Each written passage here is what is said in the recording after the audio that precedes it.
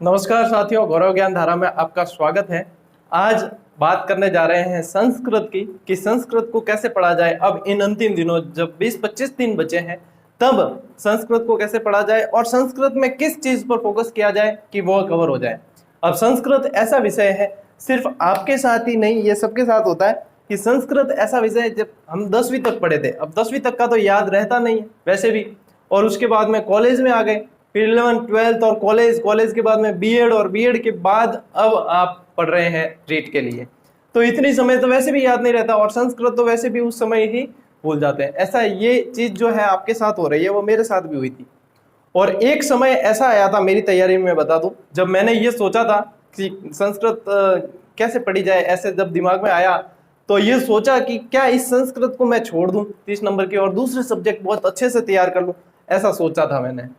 लेकिन कुछ 2-4 दिन बाद ही फिर वापस अक्ल ठिकाने आई और लगा कि अगर मैं 120 बाकी के नंबर पूरे के पूरे भी तैयार कर लूंगा फिर भी वहां कहीं ना कहीं तो नंबर कटेंगे ही कटेंगे, और ऐसे तो फिर पिछड़ना ही है, तो छोड़ नहीं सकते किसी भी सब्जेक्ट को।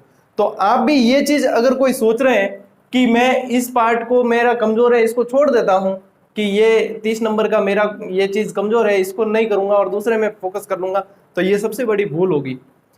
आप किसी भी पार्ट को, किसी भी भाग को छोड़ नहीं सकते हो, उसको करना ही है अटेंड आपको, और जितनी कोशिश हो सके उसको तैयार करने की कोशिश करें।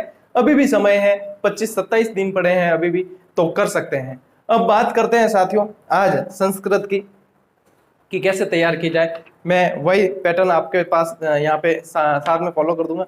आज वैसे बैकग्राउंड अच्छा बना है, मुझे काफी अच्छा लगा, शायद आपको भी पसंद आए।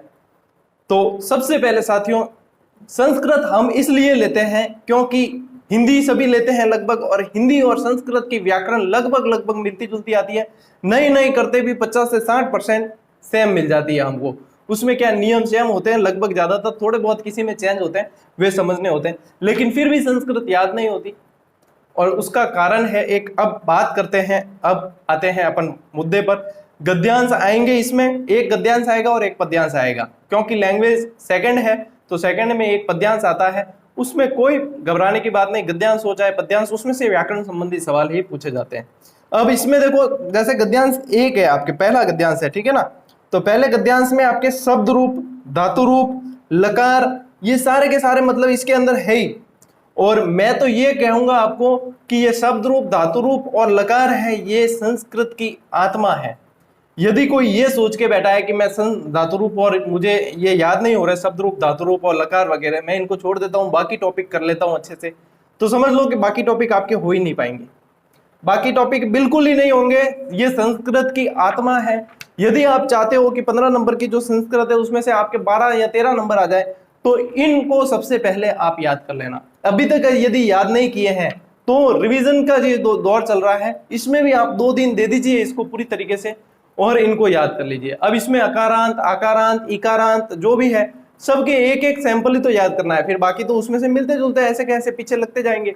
एक एक सैंपल, जैसे कि वो मैंने उस समय रीट के समय की थी तैयारी, तब लगभग 4 साल हो गए, उसको अभी भी याद है कि एक पति शब्द वाले किए थे, या नदी शब्द वाले या पति वाले किए थे, फिर एक अकारांत तो राम वाले सभी करते ही है, एक आकारांत करते हैं अपन। और ऐसे इस तरीके से जो है एक एक सैंपल उठाइए, उन्हें नहीं तो एक पेज पर लिख दीजिए, यदि किताब में बहुत सारे साथ में दिखते हैं तो, और उन्हें कहीं चिपका दीजिए, चलते फिरते घूमते जैसे भी हो उनको, बस उनका तरीका देखो एक ही है याद करने का, उसको रट्टा मारना पड़ेगा। वो धुन में करते हैं ना, मैंने बताया आपको, जैसे छोटे बच्चे करते हैं, वो ऐसे आगे पीछे होते होते ऐसे याद करते हैं, राम रामो रामा ऐसे याद करते हैं ना, वही तरीका है इसका याद करने का। आपको गीत गाने पड़ेंगे इसके, और गीत गाओगे तो ये याद हो जाएंगे। ये याद हो गए तो बाकी सारे टॉपिक आपके इजी हो जाएंगे, आपको बिल्कुल ही लगेगा कि हाँ बिल्कुल इजी हो गए। तो सबसे पहले यदि किसी ने याद नहीं किए हैं, रट्टा मार लो, इसको याद कर लो। सबसे मूल मंत्र संस्कृत को तैयार करने का यही है कि इनको छोड़ नहीं सकते, बिल्कुल रट लो इनको, और इन्हीं में से आपको प्रश्न मिलेंगे वहां। अब कैसे मिलेंगे मैं बताता हूं आपको। जैसे कारक है, तो कारक राम रामो रामा जब आप पढ़ोगे तो आपको पता चल जाएगा कि ये कारक इससे रिलेटेड है, पूरे के पूरे विभक्तियां आपके। उपसर्ग तो आपको, उपसर्ग इसमें सामान्य है, उपसर्ग में इतनी समस्या आएगी नहीं। संधि, समास, लकार और सर्वनाम आदि, ये जो भी है वो प्रश्न इसमें से पहले गद्यांश में से आएंगे, और भी 1-2 टॉपिक है। और एक प्रत्यय आएगा। प्रत्यय में क्या करना है साथियों, प्रत्यय में मैंने आपको लगभग 2 महीने हो गए वह इमेज शेयर की थी एक पेज पर बनाकर, और उसमें क्या करना है, पीछे पीछे वाले जो भी समान शब्द है उदाहरण के अंदर से उनको छांट कर मैंने व्यवस्थित करके लिख कर डाली भी थी। 2-3 बार शेयर किए उसको, नहीं हो तो अपने किसी साथियों से ले लेना, काफी वायरल भी हुई थी वो, तो वह आपके लिए बिल्कुल ईजी हो जाएगी।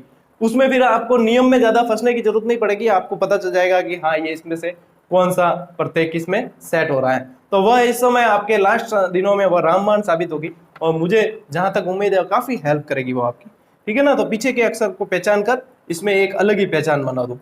अब संधि समास कारक और प्रत्यय जो दूसरे पद्यांश में से आएंगे। अब संधि समास देखो पहले वाले में भी है और दूसरे में भी है, तो ऐसा नहीं है कि पहले में 5 प्रश्न ही फिक्स, 5 प्रश्न ही आए, ऐसा नहीं होता है। कई बार एग्जामिनर फिक्स कोई क्राइटेरिया लेकर, आप सिलेबस भी देखते हो तो उसमें ये नहीं दे रखा कि इस यूनिट ये 5 नंबर की है, तो ये चीज मतलब एग्जामिनर 1-2 प्रश्न एक्स्ट्रा भी डाल सकता है, कम भी डाल सकता है, दूसरी यूनिट में बढ़ा भी सकता है, इस तरीके से चलता है। कभी भी फिक्स 5 से 5 प्रश्न ही आए ऐसा कोई भी नहीं है, और ऐसा आप ऑब्जेक्शन लगा भी नहीं सकते कि इसमें से तो 5 आने थे 7 कैसे आ गए, ये चीज नहीं होती है, ठीक है ना। तो जिसमें ज्यादा टॉपिक है दिखती बात है कि वहां से प्रश्न 1-2 ज्यादा ही आएंगे, तो ये चीज ध्यान में रखें। अब संधि समास कारक और ये है। अब ग्रामर के अंदर साथियों ऐसा ही है, चाहे हिंदी पढ़ रहे हो, चाहे इंग्लिश पढ़ रहे हो, चाहे आप संस्कृत पढ़ रहे हो, आपको ज्यादा से ज्यादा उदाहरण देखने पड़ेंगे। उदाहरण देखें पिछले पेपर में, एक तो कुछ दो, एक दो तो उदाहरण ऐसे आते हैं, मैंने भी जैसे तैयारी कर रहा था पिछले पेपर देखे तो तंडुलान वाला एक कुछ ऐसा उदाहरण है, वो बार बार रिपीट होता है, तो उसको मैंने बहुत अच्छे से पढ़ लिया, और संजोग से वह रिपीट हो गया वापस एग्जाम के अंदर, तो इतनी खुशी हुई थी कि जो अनुमान लगाया वो बिल्कुल ही सही बैठा। तो आप भी ऐसे उदाहरण जो देखना पिछले एग्जाम में बार बार रिपीट होते हैं, संस्कृत के अंदर अक्सर वे उदाहरण थोड़े बहुत घुमा फिरा के बना दिए जाते हैं, फिर से प्रश्न में आ जाते हैं। तो पुराने पेपर पैटर्न, कुछ अपने अभ्यास प्रश्न और कुछ आपके जो आपके पास में पुस्तकें हैं उसमें से आप अभ्यास जो उदाहरण उनके दे रखे हैं बहुत अच्छी तरीके से पढ़ें। अब इस समय लास्ट समय में नियमों में मत उलझना, उदाहरण से जो है उसको मैच करते हुए चलें और इसमें आगे बढ़े। सॉरी, संस्कृत अनुवाद, अनुवाद भी आप तभी कर पाओगे जब आपको शब्द रूप, धातु रूप, लकार याद होंगे, और वो याद हो गए तो अनुवाद आपके लिए बिल्कुल इजी है, ये उससे रिलेटेड ही है, फिर आपको अनुवाद बिल्कुल ही कठिन लगेगा ही नहीं। और अनुवाद जरूर तैयार कर लेना, सवाल बहुत बढ़िया आएंगे अनुवाद में से, ठीक है ना। अब संस्कृत अनुवाद के अंदर भी मैंने ये लिखा है कि ये आपके इसमें ये शब्द रूप, धातु रूप ये सहयोगी है। फिर आ जाती है बात शिक्षण विधियों की। शिक्षण विधियों में आपके हिंदी के समान ही है, 1-2 कोई चेंज होगी, इसके अंदर 1-2 चेंज है, तो वह चीज आप तैयार कर लेना अच्छे से, बाकी हिंदी के समान है लगभग। इसलिए अब कुछ टॉपिक जैसे मूल्यांकन, उपचारात्मक शिक्षण, और ये जो कुछ ऐसे आपके सहायक सामग्री वगैरह, ये मतलब इसके शब्द संस्कृत में दे रखे हैं, बाकी है तो समान बिल्कुल, हिंदी से आप मैच करोगे। हिंदी के साथ में संस्कृत लेने का हमारा उद्देश्य भी यही होता है कि हमारे काफी चीजें जो है वो उसमें मिलती है, मिलती जुलती आती है लगभग। इंग्लिश लेते हैं तो इंग्लिश बिल्कुल अलग पड़ जाती है, और मेरे जैसे जो मंदबुद्धि बालक है वो तो देखते हैं कि कहाँ मैच हो रही है, तो वह उसमें लेने की कोशिश करता है कि हिंदी के साथ में थोड़ा सा इसमें ऐसे निकल जाएगा, और 1-2 टोरे मार देंगे तो भी निकल जाएंगे, ऐसा सोचकर ले लेते हैं। और वहां पे माइनस मार्किंग नहीं है। कई अभ्यर्थी तो अभी भी कमेंट करते हैं सर माइनस मार्किंग है क्या। अरे यार, अब आप अंतिम दौर में आ गए, आपको पता नहीं है माइनस मार्किंग है या नहीं है। माइनस मार्किंग नहीं है, एक प्रश्न भी छोड़ के आना मत, एक प्रश्न भी छोड़ के आया तो मैं मेरे चैनल का वीडियो देखने नहीं दूंगा, फिर आपको ध्यान रख लेना। प्रश्न सारे अटेंड करने हैं, यूं नहीं कि मैं तो सर गुरुजी 4 छोड़ दिया, 5 छोड़ दिया, मैं अटू डांट पिलाऊला, ध्यान रख लीजिए भजन, एक भी प्रश्न छोड़ना नहीं है। माइनस मार्किंग है कौन, सभी को पता होगा, और माइनस मार्किंग नहीं है। अब बात करते हैं इंग्लिश। अब जैसे कमेंट में बहुत सारे आ रहे थे कि सर इंग्लिश एसएसटी ये वो, ऐसा है साथियों कि इंग्लिश के लिए आपका मैंने, मेरे साथी स्टाफ है रामनिवास जी, उनसे बात कर ली है, उन्होंने बहुत बढ़िया तरीके से आपके ये बना भी दिया है पूरा मैटर कि किसमें से कौन से प्रश्न आएंगे, क्या पढ़ना है क्या नहीं पढ़ना है, ज्यादा महत्वपूर्ण कौन से हैं। लेकिन आज संडे और कल जन्माष्टमी, रामनिवास जी जा चुके हैं बाहर घूमने, और रामनिवास जी घूमकर वापस आएंगे, आते ही तुरंत मैं पकड़ के लाऊंगा और उनसे ही एक्सप्लेन करवाऊंगा, क्योंकि मेरे को तो देखो ज्यादा इंग्लिश आती नहीं है। अपन तो वो ध्यान है कि छोटी एबीसीडी किकन बोल लीजिए लिखीजिए और बड़ी एबीसीडी किकन लिखीजिए, इंग्लिश में ज्यादा ध्यान पड़े को नहीं, सीधी सी बात है। देखो साफ और सुखी रहो, जो मन में है वो कह देता हूँ, साफ कहता हूँ, सुखी रहता हूँ।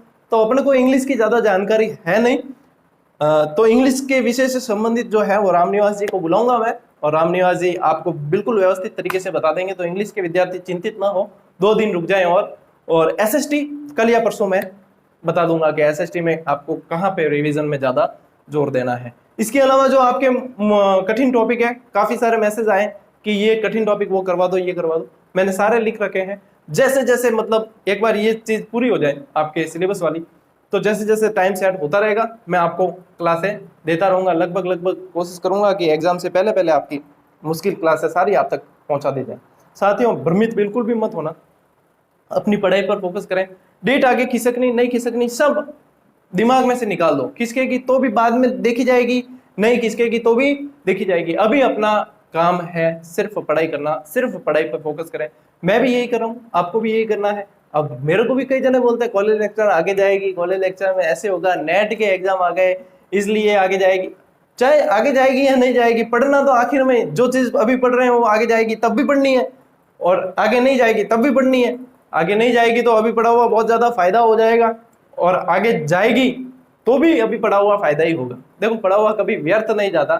तो इसलिए जो भी पढ़ रहे हैं शिद्दत से पढ़ते रहें, इधर उधर की बातों में ध्यान नहीं लगाएं, और बिल्कुल अच्छे से पढ़ाई करें, याद करें। सभी आपके अनुकूल ही होगा यह मान के ही पढ़ाई करें, और आप देखेंगे एग्जाम हॉल में आपकी मेहनत के अनुकूल ही होगा। तो साथियों, कोशिश की है आपको बताने की, लेकिन यही है, संस्कृत में आप सबसे पहले इन 3 चीजों को जो मैंने बताई है वे अच्छे तरीके से याद कर लें। उसके बाद में आपकी संस्कृत बिल्कुल ईजी हो जाएगी, और आप कम से कम 24-25 सवाल तो आराम से वहां पे कर पाएंगे। तो इन्हीं शुभकामनाओं के साथ मिलते हैं साथियों अगले वीडियो में। तब तक के लिए राम राम, जय हिंद।